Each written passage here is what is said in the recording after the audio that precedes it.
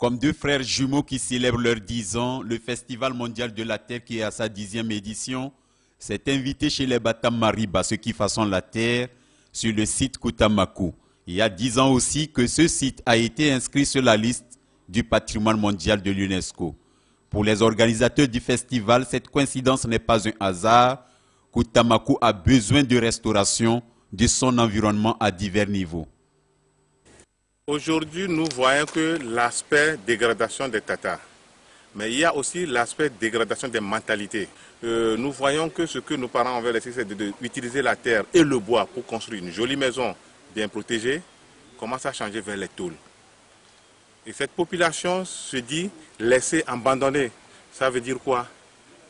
Nous, notre rôle aujourd'hui, c'est de dire à cette population d'avoir confiance en elle-même, protéger cette richesse et aller plus de l'avant. Et compter sur elle-même d'abord. Avec les enfants, nous voulons voir comment arriver à garder cette tradition, cette culture.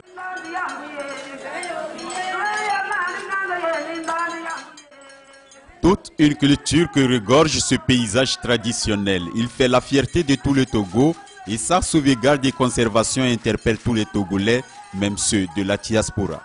Il y a beaucoup à faire, construire beaucoup plus de tatas et pouvoir aider la population à s'en sortir. Parce que si nous ne le faisons pas, personne ne pourra le faire à notre place. Donc on ne peut pas dire qu'on est de la diaspora et ne rien faire. Déjà, il faut que nous prenions conscience que nous-mêmes, nous Togolais et Togolaises, qu'on a une riche culture. Et c'est de là qu'on pourra déjà commencer par chercher les fonds. Les activités du festival vont durer une semaine comme il est de coutume, ponctuées non seulement de sensibilisation, de théâtre de rue, de soirées récréatives, mais aussi et surtout des séances de reboisement.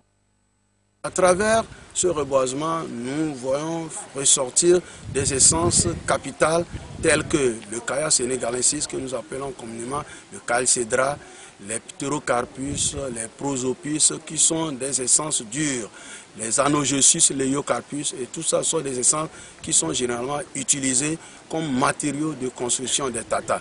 Donc cette initiative prise par l'ONG FAGAT vient à point nommé pour pouvoir relever la disponibilité de la ressource qui vise à construire les tatas Tamberman. 7 jours donc pour œuvrer avec les communautés locales du site pour la sauvegarde de la terre et la restauration de l'environnement Koutamakou, une façon de dire à cette terre que nous l'aimons.